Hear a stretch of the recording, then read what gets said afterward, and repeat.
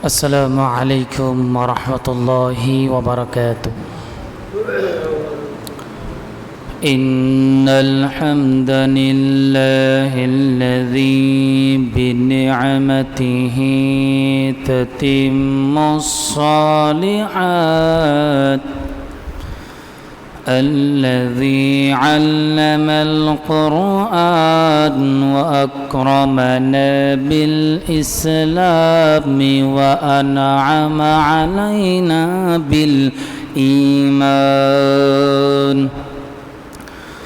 نستغفره ونتوب إليه ونشهد أن سيدنا وسندنا وحبيبنا وحبيب طبيبنا وطبيب أرواحنا محمدا عبد الله ورسوله، الذي أرسله الله تعالى بالحق بشيرا ونذيرا وداعيا إلى الله بإذنه وسراجا وقمرا منيرا.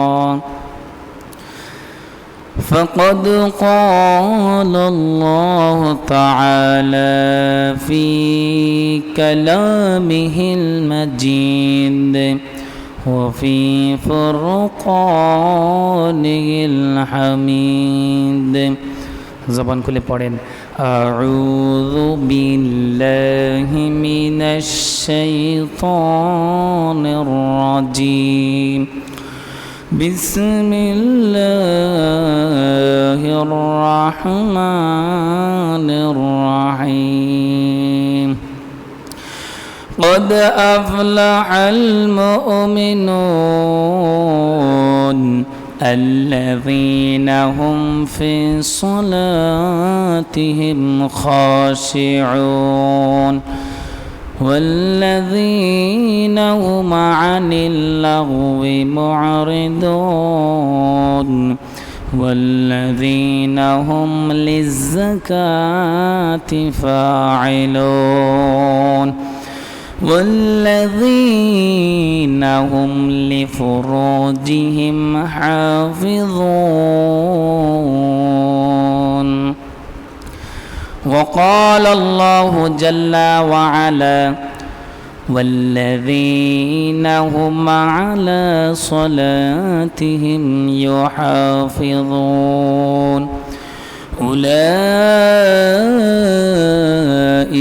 هم الوارثون الذين يرثون الفردوس هم فيها خالدون. وقال الله جل وعلا في موضع آخر لقد كان لكم في رسول الله أسوة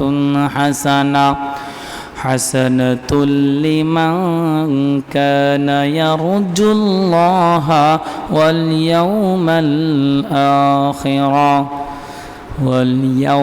الآخر وذكر الله كثيرا. صدق الله العظيم.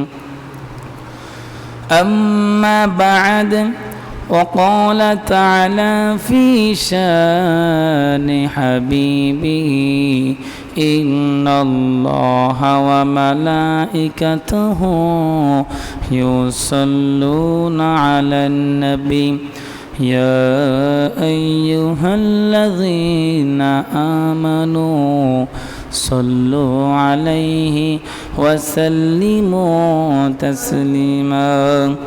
দুরূদ ইব্রাহিম, যে ইব্রাহিম আমরা দুরূদ শরীফ আমরা নামাজের ভিতরে পড়ে থাকি, সকলেই জবান খুলে পড়েন আল্লাহুম্মা সাল্লি আলা মুহাম্মাদ ওয়া আলা আলি মুহাম্মাদ كما صليت على إبراهيم وعلى آل إبراهيم إنك حميد مجيد زبان كل شباب اللهم بارك على محمد كما باركت على إبراهيم وعلى آل إبراهيم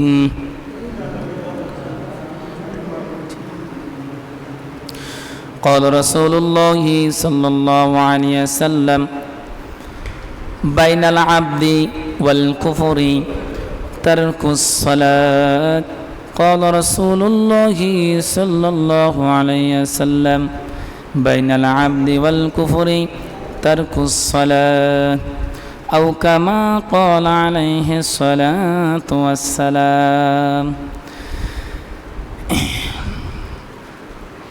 रहे मेरे मस्कन हवाली काबा बुनी मेरे मदफन दियारे मदीना बलगल उला सबाई बिकमालिही कशफ दुजा बिजमालिही حسنت جميع خصاله صلوا عليه وعليه الحمد لله আল্লাহ পাক রব্বুল আলামিনের দরবারে অসংখ্য লাখ কোটি শুকর যে মহান রব্বুল ইজ্জত আপনাকে আমাকে দুনিয়ার অসংখ্য অগণিত কাজকর্ম থেকে ফারাক করে আল্লাহ পাকের হুকুম পালনের করার উদ্দেশ্যে দুনিয়ার জমিনের সব থেকে উত্তম জায়গা আওয়াজ করে বলেন সেই জায়গাটার নাম কি মসজিদ সবাই বলেন নামটা কি মসজিদ সেই মসজিদে আল্লাহ পাকের ঘরে আল্লাহ তাআলা মেজবান হয়ে আপনাকে আমাকে মেহমান হয়ে বসার তৌফিক নসিব করেছেন এই জন্য সেই মহান রবের শানে সকলের অন্তর এবং অন্তরস্থল থেকে সকলের জবান খুলে প্রত্যেকের ভালোবাসা মোহাব্বত উজাড় করে প্রত্যেকের নিংড়ানো ভালোবাসা উজাড় করে জবান খুলে পড়ে নিতেছি আলহামদুলিল্লাহ তারপরে দুরুদ সালামে বিশ্বসভার সভাপতি মানবতার মুক্তির দূত আফতাব নবুয়াত আমার আপনার প্রাণের স্পন্দন নবী জনাবে মুহাম্মদ রাসূলুল্লাহ সকলে দুরুদ পড়ি সাল্লাল্লাহু আলাইহি ওয়াসাল্লাম মুহতারাম হাজিরিন আপনাদের সামনে আমি গত জুমায় নবীজি সাল্লাল্লাহু আলাইহি সাল্লামের সিরাত নিয়ে আলোচনা করতেছিলাম তো আজকেও কয়েকটা দিক নিয়ে আলোচনা করব নবীজির আদর্শ নিয়ে ইনশাআল্লাহ আল্লাহ পাক রব্বুল আলামিন আমাকে আপনাকে আমাদের সকলকে হেদায়েতের নিয়তে আমলের নিয়তে সকলকে কথাগুলো বলা এবং শোনার তৌফিক দান করুক পড়ি সবাই আমিন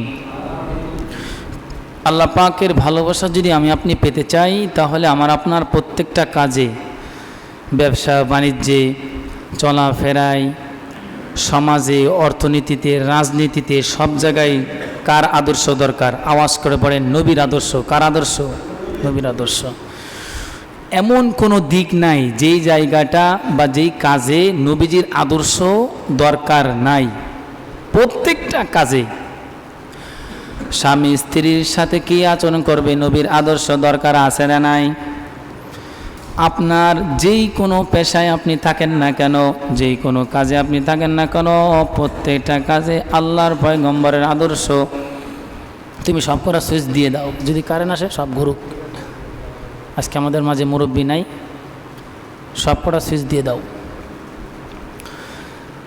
তো নবীর আদর্শ যদি আমি আপনি প্রত্যেকটা কাজে লাগাই চলাফেরায় কথাবার্তায় ব্যবসা বাণিজ্যে সংসার জীবনে সমাজ জীবনে অর্থনীতি জীবনে রাজনীতি জীবনে তাহলেই ওই ব্যক্তির জন্য এই ঘোষণা কি ঘোষণা উলাইকা হুমুল ওয়ারিসুন 18 নম্বর পারার 1 নম্বর পৃষ্ঠা 23 নম্বর সূরার আল্লাহ পাক রব্বুল আলামিন নবীর আদর্শের রং যদি তোমার শরীরে লাগাইতে পারো, আমি আল্লাহ তোমাদেরকে ওয়াদা করতেছি, তোমাদের সাথে আমি আল্লাহ ওয়াদাবদ্ধ হচ্ছি।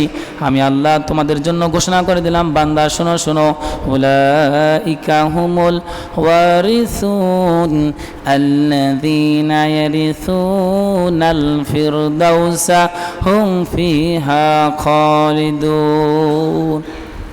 আল্লাহ পাক রব্বুল আলামিন বলছেন,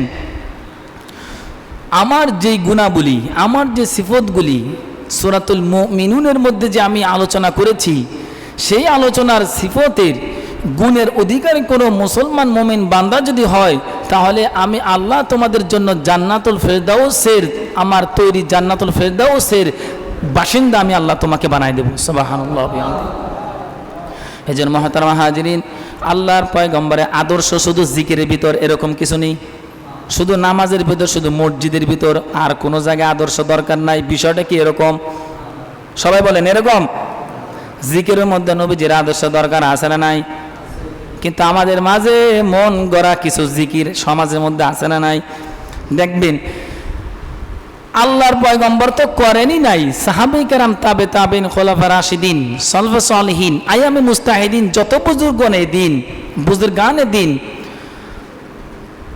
কোন একজন সাহাবীর আমলে পাওয়া যায় না। কিন্তু সেই আমল আমার আপনার সমাজের মধ্যে মন গড়া কিছু আমল, নারী পুরুষ মহিলা জিকিরের আমল আছে না নাই?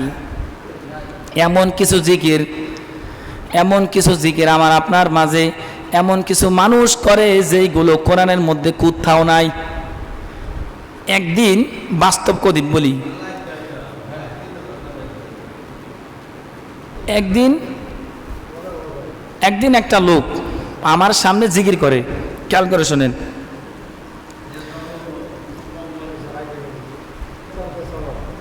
জি, এইভাবে কথা বলে তো হবে না, কি সমস্যা কি? জি জি জি, একটু চুপচাপ করে বসি। আমার আপনার মাঝে একদিন আমার সামনে এক লোক জিকির করতেছে, এমন জিকির যে উনার ভাবভঙ্গি হলো এরকম, হে হে। এরপর আর একটা জিকির আছে, যেমন আষাঢ় মাসের ব্যাঙ যেরকম ডাকে, আপনি কথাটা বুঝছেন, আমি কোরআনের দলিলও আপনাদের সামনে দেব। এরপরে সে জিকির করে, আছে না নাই? কষ্ট পাইছেন কেউ? আমার কথা কেউ কষ্ট নেবেন না, আমি সম্পূর্ণ কোরআন হাদিসের দলিল নিয়ে আপনাদের সামনে বসছি। কোরআনের কোন একটা জায়গায় আপনি এই কোন ধরনের শব্দ আমাকে দেখাই দেন, কেউ দেখাতে পারবে না আছে এরকম শব্দ। এবার আসেন, ওনাকে আমি জিজ্ঞেস করলাম, আপনি যে জিকিরটা যে করলেন এটা কোথায় পাইছেন, কি জিকির এটা? উনি জবাব দিল যে হুজুর এটা হলো কলবের জিকির। কিসের জিকির? কলবের জিকির। আমি বললাম কলবের জিকির করবেন করেন, কিন্তু কোতেন কে জিকির করেন, হ্যাঁ কোতার তো কোনো শব্দ নাই, আর এই ধরনের শব্দ আপনি কোথায় পেয়েছেন? আপনি জিকিরের কত সুন্দর সুন্দর শব্দ আছে, সুবহানাল্লাহ, আলহামদুলিল্লাহ, আল্লাহু আকবার, লা ইলাহা ইল্লাল্লাহ, কি বলেন? লা ইলাহা ইল্লাল্লাহ, আল্লাহ আল্লাহ আল্লাহ, আল্লাহু আকবার, আল্লাহু আকবার। কোরআনের মধ্যে আছে না নাই? আপনার প্রত্যেকটা নামাজের ক্ষেত্রে আল্লাহু আকবার, ইমাম সাহেব, মুয়াজ্জিন সাহেব, সব জায়গায় আল্লাহু আকবার, আল্লাহু আকবার। আপনি এই শব্দগুলো বাদ দিয়ে নিজের মন গড়া জিকির করতেছেন। মুহতারাম হাজিরিন, আরো কিছু শব্দ আপনাদের সামনে তুলে ধরবো, তারা জিকির করে। মুসলমান হইয়া করলি না তুই কোরআনের আমল, যেই কোরআনে পার করিবে কঠিন হাসর। কথাগুলো খুব সুন্দর। এই যে ও ও, আবার এই যে হেই হেই, এইগুলো কই পাইছে? আপনাদের সামনে আমি কেন এই কথাগুলো তুলে ধরতেছি? নবীজির আদর্শ সিরাত নিয়ে আলোচনার ক্ষেত্রে প্রত্যেকটা জায়গায় আমি আপনাদের সামনে প্রথমেই ফার্স্টে বলে গেছি, শুধু নামাজের ভিতরে বা মসজিদের ভিতরে যে নবীর আদর্শ না, অন্য কোনো জায়গাও নবীজির আদর্শ আছে না নাই? সবাই বলেন আছে না নাই? মুহতারাম হাজিরিন, কেউ কষ্ট নেবেন না, ঠান্ডা মাথায় আমার কথাগুলো শোনেন। যদি আমার কোনো ভুল হয় পরে ইনশাল্লাহ আমার সাথে কথা বলবেন। আরো বিভিন্ন রকমের জিকির মানুষ করে, নারী পুরুষ মহিলা জিকির করে, পর্দা নাই, পুরুষি নাই, এরপরে আরো বিভিন্ন সূরত আছে। এই জন্য আপনাদের সামনে বলি, আপনি জিকির করবেন কোনো সমস্যা নাই, মন গড়া কেন জিকির করেন, কেন বেদাতে জিকির করেন, ভণ্ডামি জিকির কেন করেন? সাহাবে কেরামও জিকির করেছেন, সাহাবে কেরাম নামাজ পড়েছেন যেই শব্দগুলো দিয়ে, কোরআনে কারিমে যেই শব্দগুলো দিয়ে আমার আপনার সামনে কোরআনে কারিমের ভিতর যে শব্দগুলো আছে, আচ্ছা ওই শব্দগুলো আমি আপনি ব্যবহার করব না আমার মন গড়া কোনো শব্দ ব্যবহার করব? আপনারা কি বলেন? কথা বলেন না কেন? কোরআনের মধ্যে না আমার মন গড়া কোনো শব্দ? এই যে আপনাদের সামনে কথা বলতেছি, এটাও আমার কোনো মন গড়া কোনো কথা নয়, এটাও আল্লাহ পাক কোরআনের মধ্যে জানিয়ে দিয়েছেন, বান্দা তুমি যদি আমার নবীর আদর্শ যদি তুমি ধরো, দুনিয়ার সব আদর্শের থেকে নবীর আদর্শের মডেল যদি তোমার জিন্দেগির ভিতর ঢোকাইতে পারো, তাহলে আমি আল্লাহ তোমার জন্য জান্নাতুল ফেরদাউসের তোমার জন্য তৈরি করে রেখে দিয়েছি। সুবহানাল্লাহ বিহামদিহি। এবার আসেন, একটা সাবজেক্ট শেষ করলাম, আবার একটা আসেন আমার আপনার মধ্যে বাবার পাগল। আমরা হলো মুসলমান, বাবার পাগল বলেন সবাই, কিসের পাগল? আর হিন্দুরা হলো মায়ের পাগল। বলেন তো হুজুর এটা কেমনে সম্ভব? হিন্দুরা হলো শুধু মায়ের পাগল, আর মুসলমান যারা আছে এরা হলো শুধু বাবার পাগল। খাজা বাবা, দয়াল বাবা আছে না নাই? ন্যাংটা বাবা, তালা বাবা, সালা বাবা, জুতা বাবা, স্যান্ডেল বাবা, ফু বাবা। কারণ হুজুর এই যে কথাগুলো যে আপনি বলতেছেন, একটা দলিল দিয়ে আপনি বোঝান তো দেই কোথায় আপনি এই কথাগুলো পাইছেন? আমার দলিল দেওয়ার দরকার নাই। যারা চৌকান্ন মানুষ আছেন, যারা জ্ঞান আপনারা কম বেশি খবর বর্তমান জামানা সম্পর্কে রাখেন, আপনারা নিজেরাই বিবেচনা করেন আমার কথাগুলো মিথ্যা না সত্য। সবাই বলেন সত্য না মিথ্যা? কষ্ট পাচ্ছেন? মোহতারাম হাজিরিন, এই জন্য আমি আপনাদের সামনে বাস্তবিক বর্তমান দুনিয়ার কিছু বাহ্যিক কথাগুলো বলতেছি, কারণ আমার আপনার ইসলামের জন্য ঝুলন্ত বাবা, সালা বাবা শরীরে কিচ্ছু নাই, পুরা শরীরে সালা দিয়ে ঢাকানো। এবার আসেন যে হুজুর হু বাবা কেমনে বললেন? আপনারা অনেকেই ম্যাক্সিমাম মানুষ মোবাইল ইউজ করেন, দেখবেন হু বাবার কথা কেন বলছি? সেদিনকে মোবাইলের মধ্যে আমি একজনের দেখি, সে কি করে? এই শব্দ করে,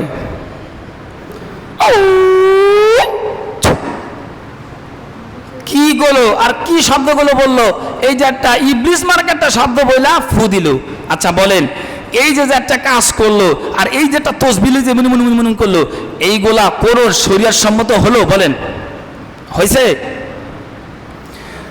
এই যে আপনাদের সামনে এই যে একজন কথা বললাম, আর একটা কথা বলছি, ঝুলন্ত বাবা কি বলে? সব সময় ঝুলে থাকে। হ্যাঁ, সব সময় ঝুলে থাকে, সবাই যায় তার কাছে যায় দোয়া নিতেছে, তার কাছে যে বরং কি পিঠে হাত দিতেছে, নারী নাই পুরুষ নাই, এরকম সমাজের দুনিয়ার জমিনে আসে না নাই? কেউ কষ্ট পাচ্ছেন কথায়? কেউ কষ্ট নিয়েন না। মুহতারাম হাজিরিন, 33 নম্বর সূরা, সূরাতুল আহজাবের 21 নম্বর পারার 19 নম্বর পৃষ্ঠার 21 নম্বর আয়াতে কারিমা আপনাদের সামনে তেলাওয়াত করছি। আল্লাহ পাক রব্বুল আলামিন সমস্ত বান্দাকে উদ্দেশ্য করে, শেষ পয়গম্বরের উম্মতকে উদ্দেশ্য করে আল্লাহ পাক রব্বুল আলামিন নবীর মাধ্যমে জানাই দিয়েছেন। 21 নম্বর আয়াত থেকে আপনাদের সামনে আমি তেলাওয়াত করেছি। সূরাটার নাম হলো সূরাতুল আহজাব। 33 নম্বর সূরাটা আল্লাহ পাক রব্বুল আলামিন কোরআনের মধ্যে বলেন, লাকাদ কানা লাকুম ফি রাসূলিল্লাহি উসওয়াতুন হাসানাতুল লিমান কানা ইয়ারজুল্লাহা ওয়াল ইয়াউমাল আখির ওয়া যাকারাল্লাহা কাসীরা। আল্লাহ পাক রব্বুল আলামিন কোরআনে কারীমের মাধ্যমে আমাকে আপনাকে স্পষ্ট বলে দিতেছেন, বান্দা সন্তান যেরকম পিতামাতার সম্পত্তির ওয়ারিশ হয়ে যায়, এই আয়াতের অর্থ এরকম, বান্দা তোমরা যারা আমার আখিরাত পাওয়ার আশা রাখো, মিজান পাওয়ার আশা রাখো, পুল সিরাতের পুল পাওয়ার আশা রাখো, ডান হাতে আমল নামা পাওয়ার আশা যারা রাখো, বিজলির গতিতে পুল সিরাতের পুল পার হওয়ার আশা আমাদের আপনার সবার আছে না নাই? সবাই বলেন আছে না নাই? আমার আপনার ডান হাতে আমল নামা আসুক, সবার ইচ্ছা আছে না? এক কথায় বলেন, বিনা হিসাবে আমি আপনি জান্নাতি হয়ে যাই, কার কার আশা আছে? একটু কষ্ট করে হাত তুলে দেখাই দেন।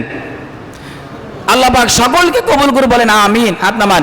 এবার আসে আল্লাহ পাক রব্বুল আলামিন কোরআনে কারীমের মধ্যে আপনাকে মেসেজ দিতেছেন, স্পষ্ট ঘোষণা করে দিলেন, বান্দা আমি ওয়াদা হয়ে গেলাম। কি ওয়াদা করলাম?